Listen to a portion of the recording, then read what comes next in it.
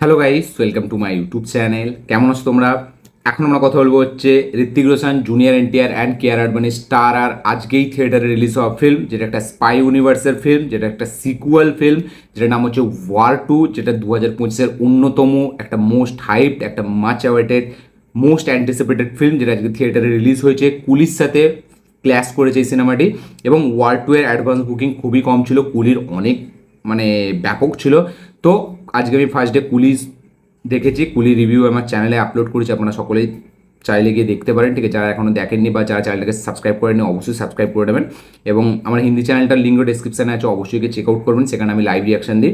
তো আজকে সকালে ফার্স্ট আমি কুলি দেখি, কুলি রিভিউ আমি একটু আগে আপলোড করলাম। সেকেন্ড আমি শো দেখি হচ্ছে ওয়ার 2 এর, যেটা আমার ওই 1:30টার কাছাকাছি একটা শো ছিল। তো তাই জন্য আমি আর ধূমকেতু দেখিনি, কারণ ধূমকেতু দেখতে গেলে অনেকটা রাত হয়ে যাবে। আমার বাড়ি থেকে 45-50 কিলোমিটার দূরে হচ্ছে থিয়েটার। আমি সকালবেলা গিয়ে দুটো শো কমপ্লিট করি, কমপ্লিট করার পর আমি ফাইনালি বাড়ি ফিরি, তখন বাজে 6টা না 6:30। তো ধূমকেতু কালকে দেখবো না, যেহেতু কালকে 15ই আগস্ট আছে, কালকে আমি বাড়িতেই থাকবো। তো নেক্সট দিন আমি ধূমকেতু দেখবো। তো এখন আমরা কথা বলবো হচ্ছে ওয়ার 2 কেমন হলো। ওয়ার 2, আমার যে ওয়ার 2 নিয়ে যে এক্সপেকটেশান, যে এক্সাইটমেন্ট, সেটা কি কতটা ফুলফিল করলো এবং ওয়ারের মতো কি ওয়ার 2 হলো এবং আয়ান মুখার্জি কি পারলো সিদ্ধার্থ আনন্দের যে ফিল্ম মেকিং স্টাইল, যে ওয়ার সে বানিয়েছিল সিদ্ধার্থ আনন্দ, যেটা হেভি লোকে অ্যাপ্রিসিয়েশন মানে দিয়েছিল ফিল্মটাকে এবং খুবই অ্যাপ্রিসিয়েট করা করা হয়েছিল ফিল্মটার অ্যাকশন, সেখানে ঋত্বিক রোশনের পারফরমেন্স, ঋত্বিক রোশনের এন্ট্রি। তো সেই সবগুলো কি আয়ান মুখার্জি, যে কিনা এর আগে ইয়ে জওয়ানি হে দিবেন এবং ব্রহ্মাস্ত্রের মতো সিনেমা বানিয়েছে, সে কি পারলো সেই স্টাইলটাকে ধরে রাখতে, সেই স্টাইলটাকে ধরে সিনেমা বানাতে, এবং সে কি পারলো এতটা হাই বাজেট একটা সিনেমা হেভিভাবে হ্যান্ডেল করতে, এবং ঋত্বিক এবং এনটিআরকে কি প্রপার স্পেস দিল, নাকি দুজনের মধ্যে ফ্যান্স যারা আছে দুজনদের তাদের মধ্যে ফ্যান ওয়ার লাগিয়ে দিল। তো ফিল্মটা কেমন হলো সেই সব নিয়ে কথা হবে। চলো ভিডিওটা শুরু করা যাক। সবথেকে প্রথম এক লাইনে যদি আমি ওয়ার 2 রিভিউ করি, আমি বলবো এই ফিল্মটা ফার ফার বেটার ফিল্ম কুলির থেকে। ইয়েস, আমি বলবো না যে এই ফিল্মটা একটা মাস্টারপিস বা হেভি কিছু একটা ফিল্ম, বাট ওয়ার 2 এর মানে ওয়ার 2 আমি বলবো এই রেসে ওয়ার 2 অনেক এগিয়ে থাকবে, অনেক ভালো বক্স অফিস কালেকশন করবে এবং ওয়ার 2 কিন্তু ধীরে ধীরে আরও অডিয়েন্স গেইন করবে। এবং ওয়ার 2 জেনুইনলি আমি বলছি কুলির থেকে অনেক গুণ বেশি ভালো সিনেমা এবং আমার কিন্তু ওয়ার 2 বেশ ভালো একটা সিনেমা মনে হয়েছে। বিশেষ করে ফার্স্ট হাফটা ওয়ার 2 এর আমার টপ নচ লেগেছে। এঙ্গেজিং স্ক্রিন প্লে এবং অ্যাকশন সিকোয়েন্সগুলো যেভাবে আয়ন মুখার্জি শ্যুট করেছে, ঠিক আছে, সেগুলো ব্যাপক। সিদ্ধার্থানন্দের যে স্টাইলটা, বা আমি বলবো সিদ্ধার্থানন্দের থেকেও বেটার কিছু এখানে করে দেখিয়েছে। হ্যাঁ, ফার্স্ট পুরো ওয়ার 2 পুরো ফিল্মটা অনেক ফিল্ম থেকে ইন্সপায়ার্ড, অনেক হলিউডের ফিল্ম থেকে ইন্সপায়ার্ড এবং মানে কিছু কিছু সিন তো মানে ডাইরেক্ট সেখান থেকে নিয়ে করা হয়েছে, দেখলে বোঝা যায়। বাট সেই সব থাকলেও আমার কিন্তু ওয়ার 2 দারুণ আমি মজা পেয়েছি, মানে ওয়ার 2 দেখে। ফার্স্ট হাফটা তো মানে থরলি আমি এনজয় করছি এবং বিশেষ করে একটা কার্চের সিকোয়েন্স আছে এই ফিল্মটায়, সেইখানে আয়ন মুখার্জি যেরকম ডিরেকশন দিয়েছে এবং সেখানে যে শটগুলো, সেগুলো দুর্দান্ত। স্পেনে শ্যুট করা হয়েছে এবং ব্যাপক লাগে ওই শটটা দেখতে, এবং ওই শটে যেরকম ঋত্বিককে লাগে সেরকমই এনটিআরকে লাগে। এবং একটা কথা সবথেকে প্রথম ক্লিয়ার করে দিই, যে এখানে কিন্তু এনটিআর ছাড়া অন্য কোনো অ্যাক্টার থাকলে ঋত্বিকের সামনে সত্যি বলছি বাচ্চা লাগতো এবং ঋত্বিককে টক্কর দিতে পারতো না। এই ফিল্মটাতে সলিড কাজ করেছে এনটিআর, এবং এনটিআরের জন্য কিন্তু ফিল্মটা আরও বেশি বুস্ট পাবে। এবং এনটিআর এখানে কিন্তু হেভি কাজ করেছে, সে অ্যাকশন সিকোয়েন্সে যেরকম কাজ করেছে। আপনি যদি পাঠানের জিমকে দেখে আপনি মানে মজা পান বা সেই ক্যারেক্টারটা আপনার যদি মনে থেকে যায়, তাহলে কিন্তু এনটিআরের ক্যারেক্টারটা আপনার মনে থাকবে। কারণ ঋত্বিকের মতো স্টারের সামনে এনটিআর মানে তার যে অরাটা সেটা কিন্তু দারুণভাবে ফুটে ওঠে। মানে এখানে কিন্তু এমন নয় যে ঋত্বিককেই বিশাল বড় লাগছে, হেভি লাগছে, তারই একটা আলাদা স্ক্রিন প্রেজেন্স। এখানে কিন্তু এনটিআরকেও সমানভাবে স্পেস দেওয়া হয়েছে যতটা ঋত্বিককে দেওয়া হয়েছে, এবং ঋত্বিককে এখানে খুব ইমোশনালি প্রেজেন্ট করা হয়েছে এবং এনটিআরকে খুব স্মার্ট, খুব ডেডলি একটা ডেঞ্জারাস ওয়েতে প্রেজেন্ট করা হয়েছে।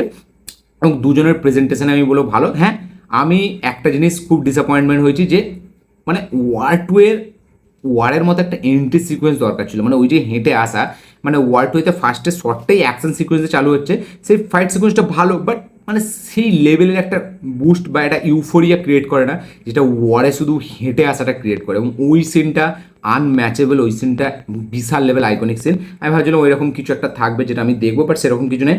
হ্যাঁ, এনটিআর মানে এন্ট্রি সিনটা আমার অতটা মানে খাজা লাগেনি, অতটা হেভি লাগেনি। ওই আকাশ দিয়ে উড়ে আসে, ওটা পুরোই বোঝা যাচ্ছে এআই দিয়ে ক্রিয়েট করা, এনটিআরের বডিটা ভিএফএক্সে দাঁড়ানো করা, সেটা পুরো বোঝা যাচ্ছে।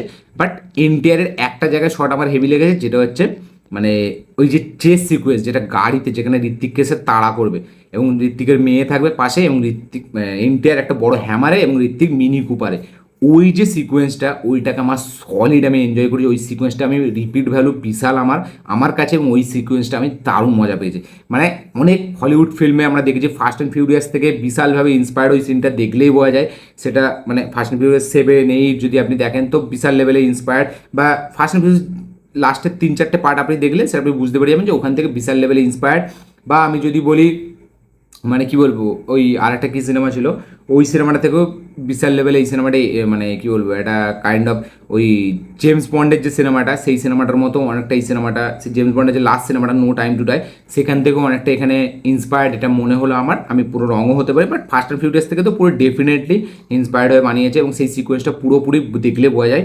বাট ওই সিকোয়েন্সটা, ওই যে ট্রেনে একটা সিকোয়েন্স আছে, মানে ট্রেনে ঋত্বিকের মেয়েটা মানে পড়ে যাবে ওপর থেকে, মানে সেখানে যখন এনটিআর এসে ঋত্বিক ওই সিকোয়েন্সটাই বাঁচায় ঋত্বিকের মেয়েকে, পয়সা বসুল সিন। এবং মানে এনটিআরের এন্ট্রি সিকোয়েন্সের যে অ্যাকশন সিকোয়েন্সটা বা ঋত্বিকের যে অ্যাকশন সিকোয়েন্সটা, ওই সিকোয়েন্সটা আমার অতটা হেভি না লাগলেও যে ওই যে কার চেস সিকোয়েন্সটা আমি দারুণ মজা পেয়েছি। এবং ফিল্মটা first half solid, first half আমার দুর্দান্ত লেগেছে, কার কেমন লেগেছে আমি বলতে পারবো না, আমি হেভি মজা পেয়েছি, খুব এঙ্গেজিং, খুব ব্যাপক। ফার্স্ট হাফে যেভাবে একদম টু দ্য পয়েন্ট ফিল্মটা চলতে থাকে, স্ক্রিন প্লেটা হেভি, এবং ফার্স্ট হাফে একটু আমরা হালকা কাইন্ড অফ ইমোশনাল সিনও দেখতে পাই ঋত্বিকের, ঠিক আছে, যেগুলো আমার অতটা হেভি ওয়ার্ক করেনি, বাট অ্যাকশনটা আমি দারুণ মজা পেয়েছি। আমি ভাবছিলাম সেকেন্ড হাফটা যদি এইভাবে চলে ফিল্মটা প্যাসা ওসুল একদম ফিল্ম হবে এবং ফিল্মটা বক্স অফিসে মাথা খারাপ করে দেবে। বাট সেকেন্ড হাফে যে ফ্ল্যাশব্যাক সিকোয়েন্সগুলো দেখায় বা সেকেন্ড হাফে যেভাবে স্ক্রিন প্লেটা হঠাৎ হঠাৎ করে চেঞ্জ হয়ে যায়, সেটা আমার অতটা হেভি লাগে না। সেকেন্ড হাফটা আমার ওকে ওকে মনে হয়েছে।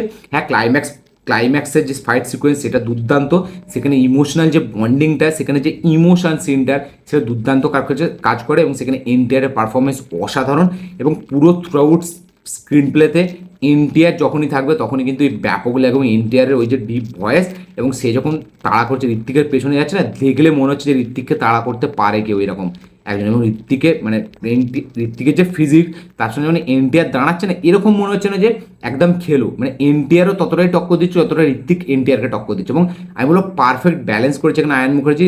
মানে আমি বলবো যেহেতু এনটিআর সাউথ থেকে এসে এবং এনটিআর একটা বিশাল বড় হিউজ একটা স্টারডম, তার একটা ফ্যান ফলোয়িং আছে, সেই হিসাবে এনটিআরকে আলাদা মিউজিক, আলাদা ব্যাকগ্রাউন্ড স্কোর, আলাদা মানে তারও যে একটা অড়া, তারও একটা আলাদা ব্যাপার এখানে দিয়েছে, তাকেও খুব ডেডলি ওয়েতে প্রেজেন্ট করা হয়েছে এবং তাকেও খুব ডেঞ্জারাসভাবে প্রেজেন্ট করা হয়েছে, এবং সেই প্রেজেন্টেশনটার কিন্তু খুব সুন্দর একটা মান রেখেছে এখানে আয়ন মুখার্জি, এবং তাকে যে এরমভাবে ঋত্বিকের সামনে ইউজ করেছে এটাই আমার দেখে খুব ভালো লাগলো। এবং এনটিআর এখানে কিন্তু শো চুরি করে নেয়, মানে ঋত্বিক তো হেভি, বাট ওয়ারে যেমন ঋত্বিকের থেকে আপনি চোখ সরাতে পারবেন না, ওয়ার টুয়েতে কিন্তু শুধু ঋত্বিক না এনটিআরের দিক থেকেও আপনি চোখ সরাতে পারবেন না।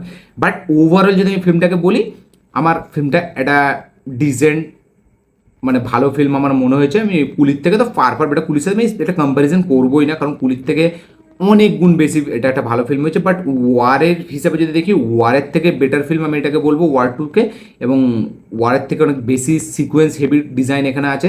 তার পাশাপাশি আমি যদি বলি পাঠানের থেকেও আমার বেটার সিনেমা এটা মনে হয়েছে, পাঠানের থেকেও আমার বেশি এই সিনেমাটাকে ভালো লাগবে। এবং ফার্স্ট হাফটা তো অসাধারণ ডিজাইনিং করেছে, এবং আয়ন মুখার্জি যদি আমি কথা বলি ডিরেকশনের, ক্যামেরার কাজ এখানে কিন্তু খুব সুন্দর, সিনেমাটোগ্রাফি বেশ ভালো, প্রচুর পয়সা খরচা করা হয়েছে বিভিন্ন কান্ট্রিজে সিনেমাটা ঘোরে, এবং মানে আয়ন মুখার্জি দারুণভাবে হ্যান্ডেল করেছে। সে যে এরকম হাই বাজেট এরকম দুটো স্টারকে মানে একই স্ক্রিনে প্রপার স্পেস দিয়ে যে তাদের দুজনকে লড়াতে পারে, তাদের দুজনকে একই ফ্রেমে আনতে পারে, সেটা কিন্তু আয়ন মুখার্জি দেখিয়ে দিল, এবং আয়ন মুখার্জির মধ্যে কিন্তু সেই ক্যাপেবিলিটিটা আছে যে সে বড় বিগ বাজেট ফিল্ম কিন্তু হ্যান্ডেল করতে পারে, সেটা সে ব্রহ্মাস্ত্র প্রমাণ করে দিচ্ছিল, বাট ওয়ার টু দিয়েও কিন্তু সে প্রমাণ করে দিল। মানে ও আয়ন মুখার্জি সিনেমাটি বানিয়েছে, এটা দেখলে আপনার মনেই হবে না, আপনি ভাববেন যে সিদ্ধার্থের সিনেমা এটা, বাট এটা কিন্তু সিদ্ধার্থের থেকেও বেটার সে বানিয়েছে। একটা প্লেনের ফাইট সিকোয়েন্স আছে, ওই সিকোয়েন্সটাও যেরকম শ্যুট করেছে দুর্দান্ত ব্যাপক, ওই সিকোয়েন্সটা ব্যাপক, গাড়ির চেস সিকোয়েন্সটা ব্যাপক, এবং প্রথমের প্রত্যেকটা সিকোয়েন্স দারুণ, এবং ডান্সের যে গানটা আছে, যে গানটায় ডান্স করতে আমরা দেখি, ওই সিকোয়েন্সটা কিন্তু ব্যাপক, এবং ওখানে যেরকমভাবে টুইস্টটা খোলে মানে ওই গানটার পরে, সেটা জাস্ট আপনি কল্পনা করতে পারবেন না। এবং ওয়ারের থেকেও ডাবল ট্রিপল টুইস্ট এখানে আছে, 2-3টে টুইস্ট এখানে আছে, যে টুইস্টগুলো কিন্তু ব্যাপকভাবে কাজ করে। অনেক একটা দুটোতে আমি প্রেডিক্ট করে ফেলেছিলাম, বাট একদম ফার্স্টে যে টুইস্টটা ওইটা আমি সত্যি প্রেডিক্ট করতে পারিনি, বাট তারপরে যে টুইস্টগুলো আমি প্রেডিক্ট করতে পেরেছিলাম। এবং যেরকম হিরো ভিলেনের যেরকম টক্কর, যেরকম মানে ব্যালেন্স ওয়েতে প্রেজেন্ট করেছে, এখানে না ঋত্বিক বেশি না এনটিআর বেশি, না ঋত্বিক কম না এনটিআর কম, সেটা খুব দুর্দান্ত। এবং ক্লাইম্যাক্সটা খুব স্যাটিসফাইড, ঠিক আছে। আমি ভেবেছিলাম যে অন্যভাবে শ্যুট করবে, বাট এখানে ক্লাইম্যাক্সটা যেহেতু এনটিআরের একটা বিশাল বড়, যতই সে বলিউডে এসে কাজ করুক তার একটা আলাদা ফ্যান ফলোয়িং আছে, তার জন্য তেলেগুতে এই সিনেমাটি বিশালভাবে মার্কেট ক্রিয়েট করবে। তো সেই হিসাবে যেভাবে ক্লাইম্যাক্সটা বুদ্ধি করে মেকার্সটা করেছে সেটা আমি বলবো বরঞ্চ ভালো। হ্যাঁ, স্টোরিতে সেরকম কিছু থাকে না, ঠিক আছে, মানে খুব একটা হেভি কিছু স্ট্রং পয়েন্ট নেই, বাট তাও আমি বলবো সব জানা টেমপ্লেট, জানা স্ট্রাকচার, জানা সিকুয়েন্স, বা আমি যদি বলি এই যে গল্পটা যে ইন্ডিয়ার ওপরে অ্যাটাক বা ইন্ডিয়া ডেঞ্জারে, এবারে ইন্ডিয়া পাকিস্তান করেনি, এবার ইন্ডিয়া ভার্সেস ওয়ার্ল্ড ওয়াইড করে দিয়েছে, ঠিক আছে, এই জিনিসটা আমি বলবো একটু বেটার করেছে। এবং পোস্ট ক্রেডিট সিন যেটা দেখাচ্ছে সেটা কিন্তু বেশ ভালো, সেই সিকোয়েন্সটায় মানে এখানে একটা সারপ্রাইজ আছে যেটা আমি বলবো না, তো সেইটা একটা নতুন ফিল্মের আভাস দিল, সেটা ভালো। বাট এখানে আমি ভেবেছিলাম যে অন্য ক্যারেক্টারদেরও ইন্ট্রোডিউস করানো হবে, বাট তাদের শুধু একটা জায়গায় কনভারসেশনে আমরা দেখতে পাই। এবং লাস্টটা যেভাবে ক্লাইম্যাক্সটা যেভাবে শেষ হয় সেটা আমি বলবো ভালো। নেক্সট হয়তো আমরা পরে আরও কিছু হেভি মিশন আমরা এই রঘু এবং আমাদের কবিরকে একসাথে করতে দেখতে পাবো। বাট আমি যদি বলি যে ওয়ার টুকে আয়ন মুখার্জি কেমন ডিরেক্ট করেছে, আমি বলবো হেভি ডিরেক্ট করেছে।